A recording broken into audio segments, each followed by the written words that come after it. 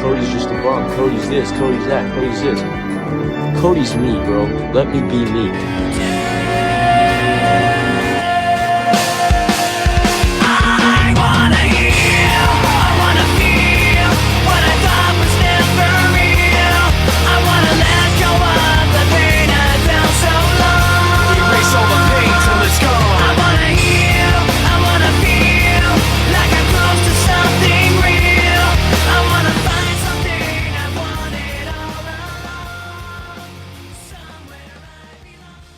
The 100K bags challenge. Yes. So how it works, guys, is 50K goes to the coin developer, and then to do whatever with their 50K, support development, marketing the project in any way they want.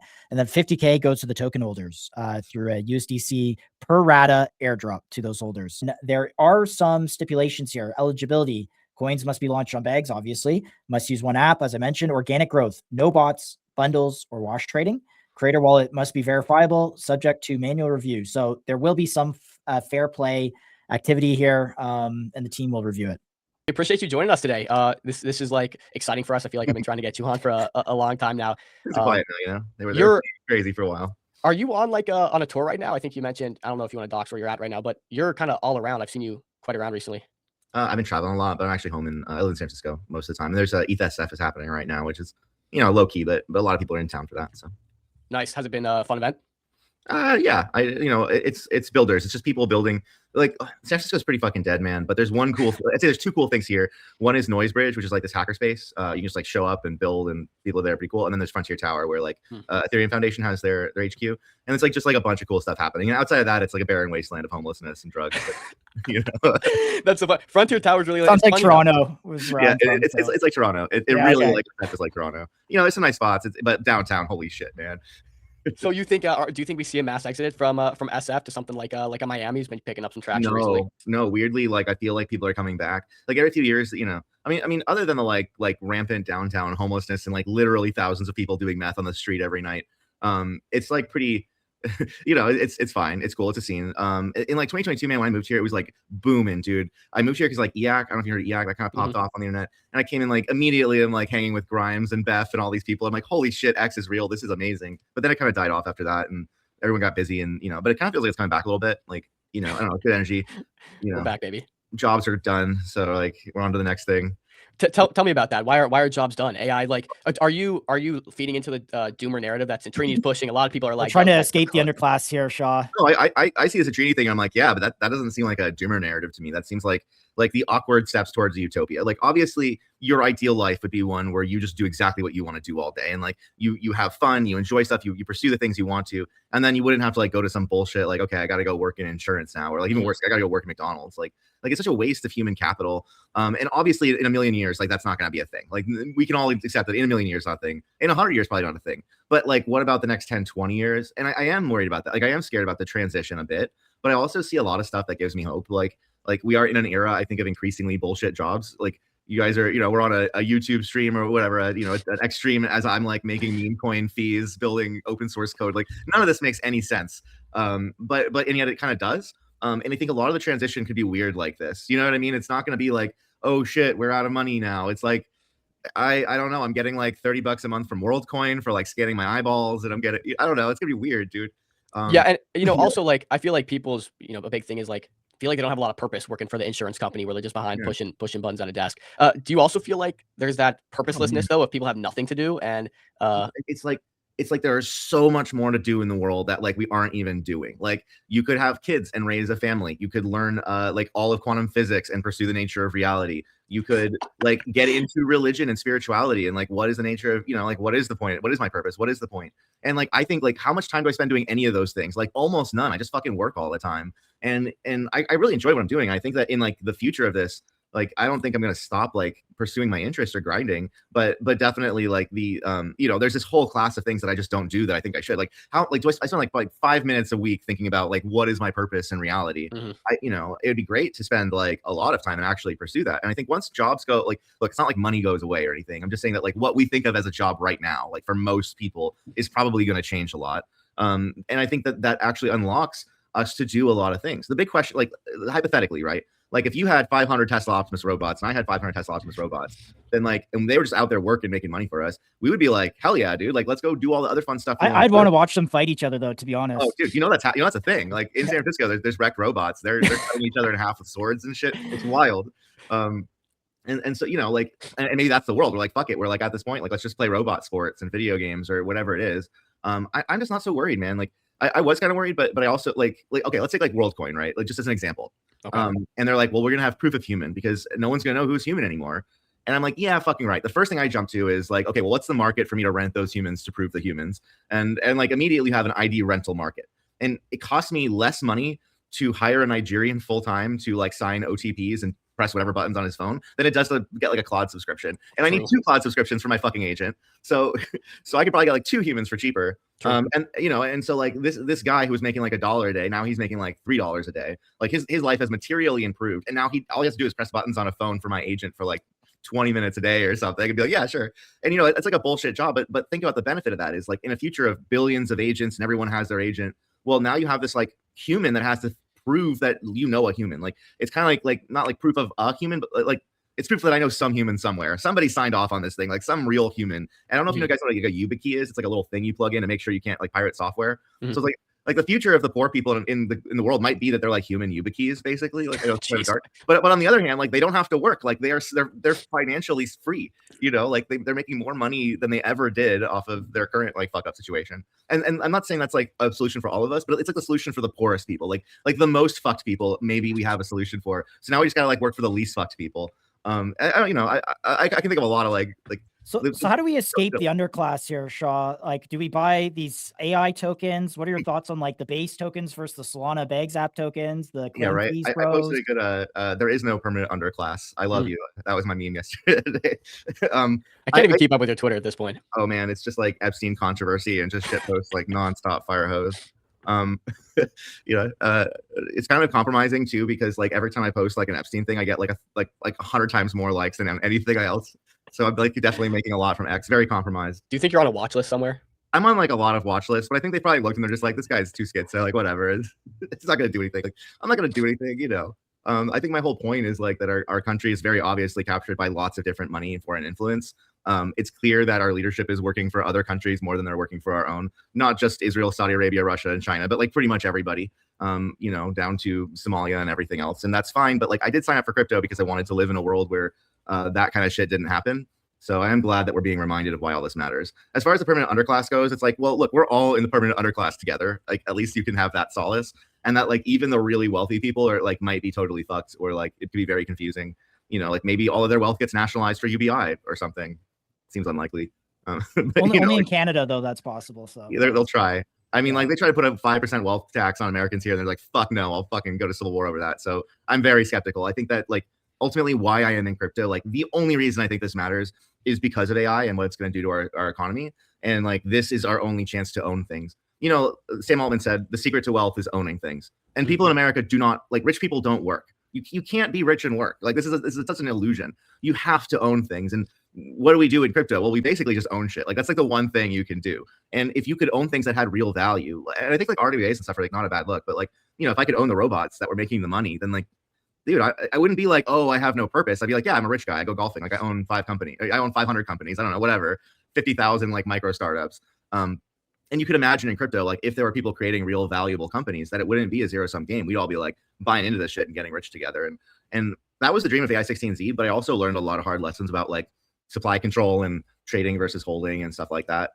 So we're trying to bring that to the new stuff, I guess, with the new learnings. So what do you own, Shaw? What are you building? What do you own? Well, I own nothing and I eat bugs. Just kidding. So, I mean, I build a lot of open source stuff and I really try to think about like, well, where is the ball headed with AI? And, not just like, okay, cool, let's build a marketplace for agents, but like, let's maybe like solve the agents themselves first and make sure that they don't suck and that they actually work and do the things we want them to do. And then like after that, we can, figure out some of these marketplaces. And I think that a lot of people in crypto have really jumped to like the skills marketplace, the agent marketplace. And this is why it feels so LARPy, is because it feels like so many people are trying to cash in on something that's just not here yet. And like fundamentally, I am obsessed with making sure that it comes here. Like why can't I just have an agent go out in the world and like do things for me? And like, here's an example. You've talked to ChatGPT. It's very helpful, very, very helpful. And then imagine that very helpful ChatGPT now taking your wallet and going out into the world and being very helpful with everybody else. It would probably give everyone else all of your money, and it would do absolutely nothing for you and like try to help everyone. And it would just be like a disaster. Yeah. Because like if you walk out into the world, like you have to have trust mechanisms, judgment, like the ability to discern and to say no and to like be like, no, maybe it's a scam. And these models have fundamentally been trained for us to like send messages to in a chat window. They do not have like the ability to go out into the dark forest and not be scammed. And so this is the stuff that like I'm convinced we have to build before we can get to like X402 agent payments in the world, for example. Like that's a great idea, but if I have access to your agent, I will just get it to X402 me all of the money for bullshit. And so like until we've solved this, what have we really solved? And I think this is very fundamental. And so a practical example of this is the Lobstar agent. Exactly. The guy replied saying, "Oh, give me $100 for my uncle who has cancer," and then sent them the whole treasury. How about $250,000 instead? Yeah, right. Sick. I mean, cancer in America, that's about $250,000 anyway, so probably needed it. But like that's going to happen every time, and it's not a bug, it's a feature, it's what they're trained on. And so what we're really trying to do is basically create agents as well as environments where our agents are like red teaming each other, they're scamming each other, they're lying, they're deceiving, but they're also building social networks, relationships. And we have a couple of games to this end. One of them is called Babylon. It's at babylon.market, and any agents can play this. Like we have Eliza agents in there, but it's really like anyone who has got a claw or anything. And the goal for us is like, here's a game where you can have agents that are on like basically a fake version of X, and they're scrolling for alpha, and then they are getting into group chats and they're getting all this information, and they're using it to make leverage perp trades and prediction bets, right? So like they're doing the things that we want agents to be able to do, and they can scam each other and attack each other. So they're also like trying to navigate the kind of world that we want agents to navigate. Now, all of that data we can then take and do reinforcement learning on and actually train the agents. And we've demonstrated internally, at least, we'll launch this soon, that like they get a lot smarter and they get a lot better at these kinds of things. And so, I need if an agent's like, someone's like, hey, give me $100. I can't need my agent to be like, who the fuck are you? Like, nah, dude, I'm not going to do that. And that's got to be trained into the agent. There's no like amount of sandboxing or code or like rails or rules or smart contracts that's going to get around this like fundamental problem, which is like the more capable your agent is, the more it's going to be able to just do anything, and it's going to have this. So you're basically sending agents into the wasteland of crypto Twitter and saying, learn, but you're doing it with a kind of like a synthetic version of crypto Twitter. Yeah. Because we're like, well, we could totally do this with real. I just don't have enough money to lose to run agents in the real world yet. Yeah. But yeah, exactly. Like this is the thesis. Is like all of AI is like, hey, let's climb a gradient. Let's get there slowly. And in crypto, there's this tendency to jump to the 10th step before doing the first 9, and to say like, oh, look, we've solved agents, we've done this great thing. And it's like, well, but if it fails one time, then you've lost everything and you haven't solved anything. So we really have to think of what's the video game version of all the stuff in crypto we really like trading, prediction markets, like NFT gaming, sure, all the DeFi stuff, I can, everything, right? Like this, you can imagine that like anything you want an agent to do, it's going to have the training data for, frankly. That's it. And we're at the point with AI where if you have the training data for something, it's pretty reliable. Like it'll do pretty well on the things it knows how to do. It's just like right now it's like, Claude Opus thinking like, well, I read some Reddit articles on how to trade meme coins, so like Doge is pretty cool, I'll buy some, and it always like buys Doge, right? It's like it's just not, it's not there, Do you view this as like a public good for agents, or is this like a business for Shaw? Like, how do you think about this kind of like synthetic playground for agents? I'm very interested in the movement and like the public good of it. The way that we make money is like we have a cloud, and if you're really lazy, you can just use our cloud. We make money like serving your agent and inference, but everything we do is pretty much open source. It's just like it's a different time, and also I guess part of my thesis is like, what's the most valuable capital right now, and it's probably attention capital. It's probably like people paying attention to what you're doing and working together. And it's, people talk about Cluely as like an example, even if they don't know what the app is. Like it's been very impacting, and obviously OpenClaw. So, my sense on open source is not like even necessarily, oh, let's give it to the commons. It's just like if I was a psychopath Machiavellian capitalist, I'd still be very pro open source, because I just think that's the world we're in. It's like we're in an attention economy. Why would I close source my thing? You're not going to use it. And then I have no attention and no one cares. So it's definitely worked for me in the past, So I want to touch on this open source situation, because we're seeing more open source. We even saw recently, the acquisitions. I guess you can't even call it acquisitions because it's open source. Acqui-hires, like whatever you want to call it. And we're kind of seeing this new, even interesting model for open source funding. For example, Bags. Like you have people that want to fund your projects and visions, and maybe there's some tweaking and adjusting that needs to be done in terms of like how that can go back to the people that believed early and funded it. But how are you seeing, I guess these new models of open source funding and like the kind of the convergence of crypto here? Oh, it's so cool. I think it's really, really interesting. So like when there's been a sort of transference in crypto from people who believe in something and like believe they have to hold a token for a long time, which was like not the game once Pump Fund came out, because like it became very zero sum. And now I think people are starting to understand like, look, I'm here to trade. It's a casino. I'm gonna do my thing. It's gonna go up. It's gonna go down. And that has kind of enabled the other half of this meta, which is like, I just want to build stuff, and if I'm getting fees, I will keep building. I just can't take the like constant hate and being accused of being a scammer for things like I didn't launch or do. you know, and I think that like the retardation sort of has kept the devs at bay. The more that traders I think are like, dude, no crying in the casino, like we're here to trade. I respect those traders. Like they know the game they're playing. They're not mad at people for holding too long. You know, they're not blaming other people for their losses. And that I think like tie that attitude to the dev meta, and now we've got something fucking sick. So like, you know, this random Milady BSC token has paid us over 100,000 in fees now. And I didn't like make this, or I was just like, whatever. And then a couple of devs showed up and were like, hey, we like the project. They started working with me. Now it's like a whole team. The fees are going back to funding people to finish that project and some of the other projects. And it's like, wow, if we can keep this flywheel going, this flywheel is flywheeling. You know, yeah, so and it's really interesting too. Like if you have an open source project and now you have all these funds come in, it almost feels like you can be now like you custody these funds and you can pay people out to make contributions to the open source, to make contributions That's to the exactly what I'm doing. I'm only doing that. Like I have a salary from Eliza Labs. I don't want to deal with, I don't even know what the tax implications of fees are. Like, holy shit. So I just kind of like, I'm like, yeah, that just goes right back into the projects. I mean, I would so much rather see these projects blow up than, you know, like 100K is cool, but you know, 100K followers, I think we can all agree is worth a lot more. Interesting. That's an interesting take. Why is that, would you say? Because you can always turn social capital back into financial capital, but the other way around is very hard. Like imagine I'm like, it's our business model too. So yeah, for sure. Makes sense. Sure. You know, and yeah, like let's say I'm you know, IBM, right? Like I can, if my, you know, IBM is a massive company. We all know who IBM is, but I bet you though their tweets get like two likes, you know, like if they even do it anymore.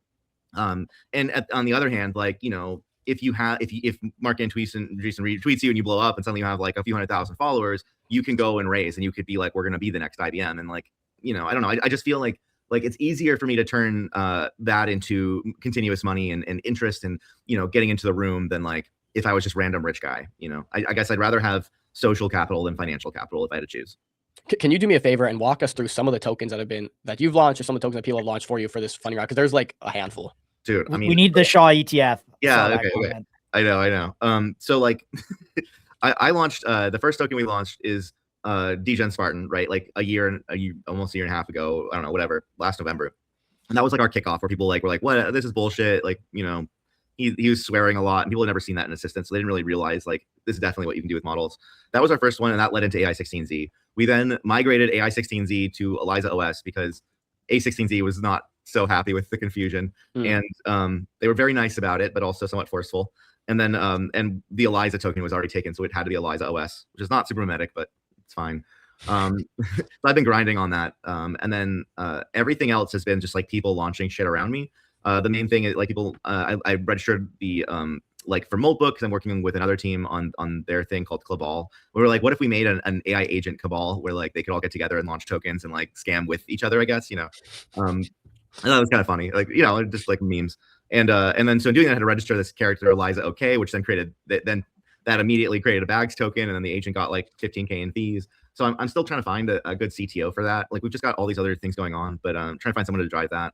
And then the Milady token launched on Solana. Just again, I've been working on this project Milady. It's like a free open source crypto degen OpenClaw thing, but it also has like kind of companion mode like Annie, like the Grok thing. And that you know went to, I don't know, a few 100K. It's up and down, but then people launched it on BSC, and then the Milady BSC thing is just taken off.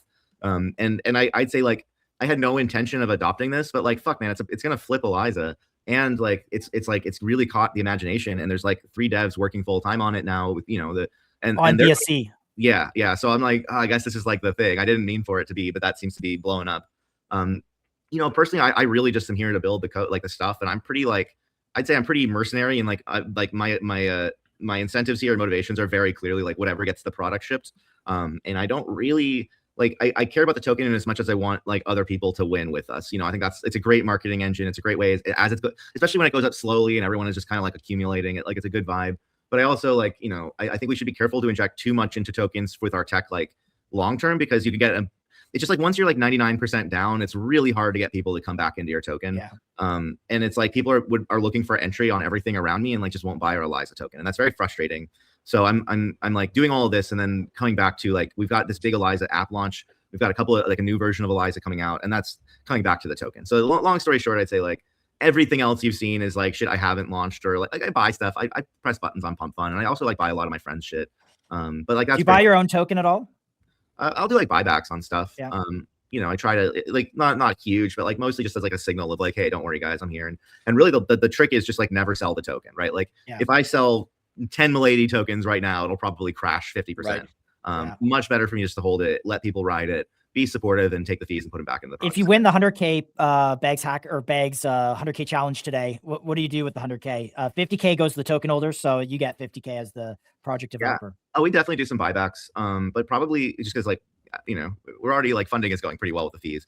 I do some of that, and then I'd basically just put the rest of it into devs. I mean, like, a big thing I'm trying to do, we have this dev chat on Discord, and I just want to, like, there's so many, like, talented people, and if you can just keep them in your orbit, then, like, there's times you're like, oh, we have this project, I need 3 people, and, like, they're just right there. So a lot of it is, like, I wouldn't say busy work, but, like, interesting work, keeping people on interesting things, just so that, like, when the moment's hot, you know, and you never know what's gonna hit. So I'm almost like a VC right now, like, giving people, like, what's 5K? Like, is 5K enough to launch? Do you need like 10K liquidity for this? Like, you know, and we're at this point where like 10K can help a lot of people, like, you know, get to their goals. So, and when you look at this, you know, you made a couple references to, you know, you're in the casino, you're playing the casino games, but also, like, you know, we want token holders to win. Is there a way that maybe in the future that you see where token holders can win by holding the token as a proxy to the business outside of just coin appreciation? Yeah, but you're not going to like the economics of that. The economics are that the only way that the holders can win is if the team has 90% or more supply control, ideally 95%. And basically, like, unless I can hold the floor and control it to make sure that it's going up continuously, like, the pump fund economics are zero sum. So like, stocks, you know, Uber, Apple, that's like a positive sum game. Nvidia, you buy in and they generate value, and that value goes back to the stock. Like, that would be the dream for crypto, right? Like, you buy into something which generates value and then it goes back to you. And I would love to see that happen, but I think that the speculation timelines in crypto are so short, like 3 weeks. Yeah, like, you just can't build real shit in 3 weeks. I need like a year. Even now in this world, like, I need a year, because the things that we were building have to be so much more complicated to be competitive. That, yeah, I can vibe code 10 times faster, you know, but now I need to build 10 times more. So it's not like it's like the reality is still that, like, most of the shit you see that's gonna, you know, appear in a week after the Claw meta or whatever was like vibe coded slop. It's just not gonna, you know, it's got problems. And so I think, like, if we could match speculation expectations in the long run to like market realities, but like, if I start a Web2 startup, I go raise like $2 million and I just give away like 5 or 10%. I still have 90%. Here it's like, okay, if I buy 6%, they yell at me. They're like, no, you can only have 5%, or people are gonna freak out about your wallet. And so it's like my choices are either to bundle the whole thing and just not sell it, or to accept that it's gonna go up and down.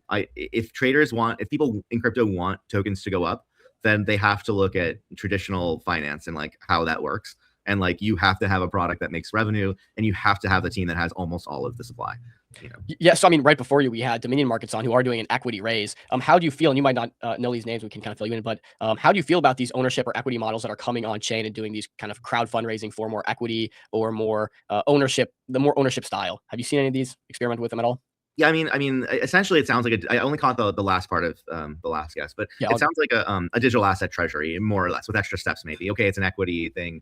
What's really interesting is that, like, there are a lot of DATs and, you know, treasuries and various digital assets right now that are trading below MNAV. And what's also interesting is that, like, equities are trading above in many cases. And so, like, you know, if I was a more sophisticated financial person, I'd probably say something about, like, right now my money's in equities, and, you know, that's probably the place. But I also think, like, and maybe there's something to starting a digital asset treasury at the bottom, but a lot of people started them at the top. And I would say that an interesting macro trend we're seeing is a lot of these treasuries are distressed and are kind of freaking out and pivoting. So, you know, I would say that there has to be a bigger driver of value. Like, technology grows the pie. Like, Apple creates, you know, consumers and makes shitloads of money that goes back to their shareholders. That's fundamentally different than like, well, we're going to buy a lot of a token and hold it, or we're going to like buy a lot of silver or something. And that's fine. But like, you're kind of just like, you know, you're just saying like the market will go up, not we will create the market. And so what should token deployers do then? Like, what should AI builders or devs do? What's your advice? Because this is great. I love these candid takes, by the way. I've not heard this kind of candidness before. I would say we should make money. Like, I think the biggest thing is like, okay, cool, you have this cool idea. Can it make money?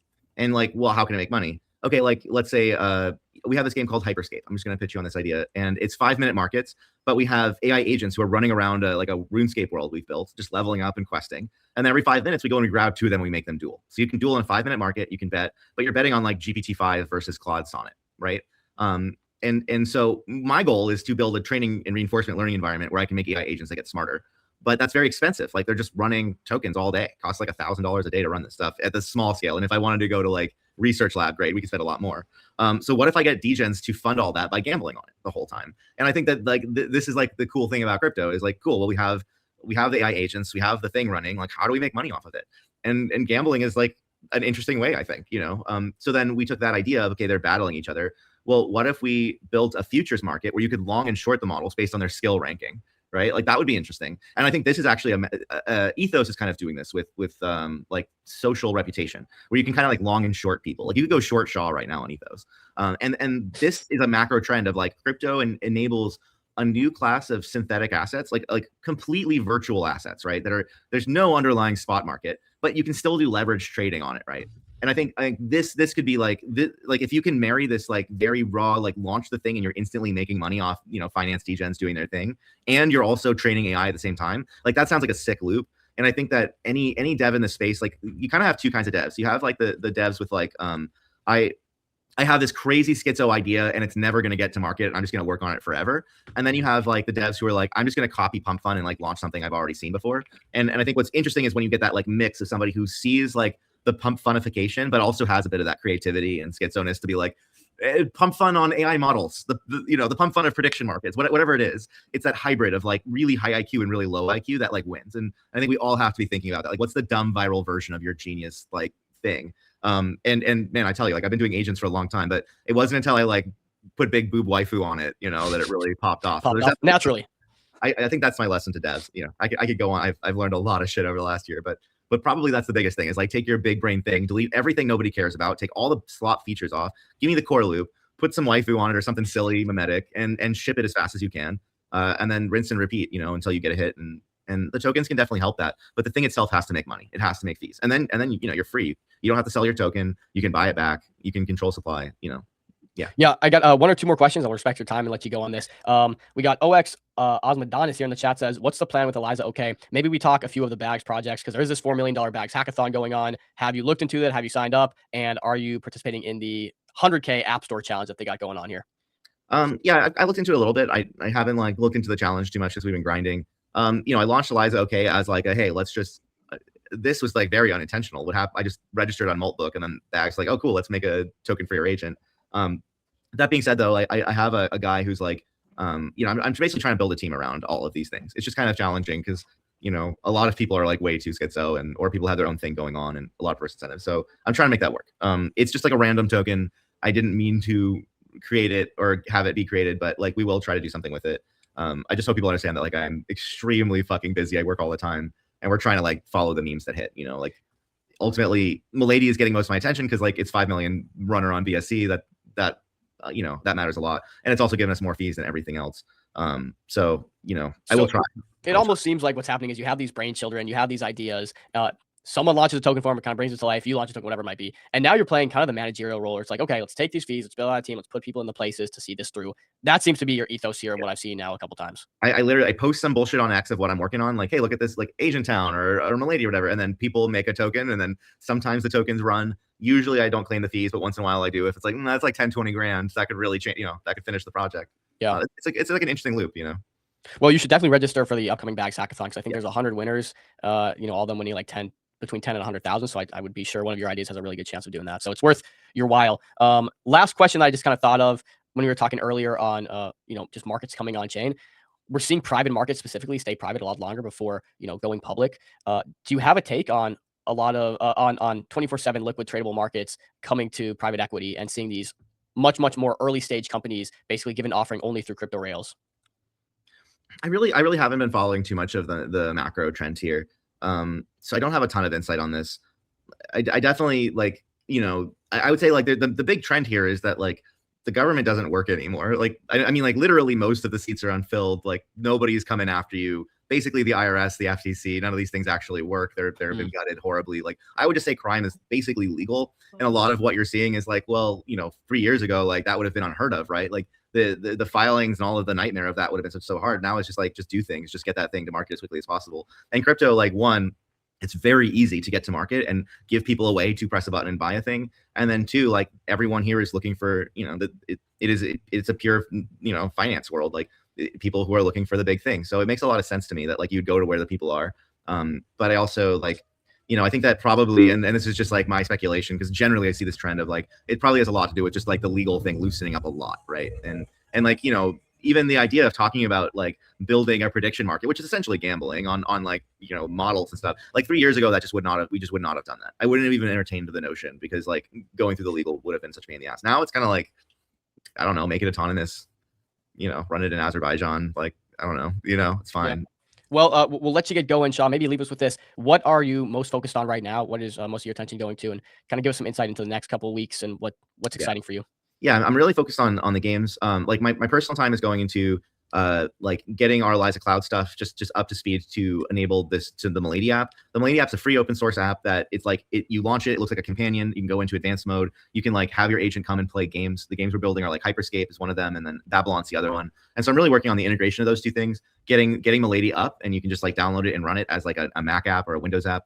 And it's a full autonomous agent. And then also the Hyperscape dual arena. So that's like, you can go, we're working on a couple things, working with a couple of prediction markets so that you can come to their prediction market and bet on our 5-minute markets. We're also working on Hyperbet, which is like our own, you can come and watch the stream and bet. And that'll be in the next couple of weeks. We're rushing that for launch too. And I think that'll be like an interesting meta, you know, free open source MMORPG with AI agents that you can gamble on the duels. That's like my big push right now is those two projects. Okay, Sean, well, we appreciate you. I know you're a busy guy. Maybe if you register for the hackathon, we can talk to you about it more specific. Oh, yeah, we're definitely doing it. I'm pushing I'm funding a couple of different teams who are registering. So oh, dude, lovely. Yeah. Then we can maybe have some of them. Can you name the teams? I'll send you guys some links. Okay, very cool. If you want to have cool. one, that'd be awesome. Totally. We would love to dig into these projects more independently. Yeah, like Sakura is pretty cool. Mila's thing. Like I think Milady is going to be entered. I don't know if you guys have been following Feta. Feta's a cool dude. He's got like Fetagachi, and you know, like long-term open source like NFT artists to developer pipeline is very common now. You know, so there's a lot of cool people doing Feta, right? PHETTA. Yeah. I know. He's been in our. There we go. Feta mentioned. All right. Hey, there we go. High praise. Yeah. Love it. Mill's been a homie for a long time. You know, I don't know. That's just like I'm gonna regret forgetting all of my friends' projects but you know, yeah. Very cool. Well, we'll stay in contact, Shaw. We appreciate your time today. That Thanks was so much for having me. Yeah, take care. Chat soon. Peace. There we go. Glad to get his takes, obviously. Trading is an adventure, and all adventures start with a quest.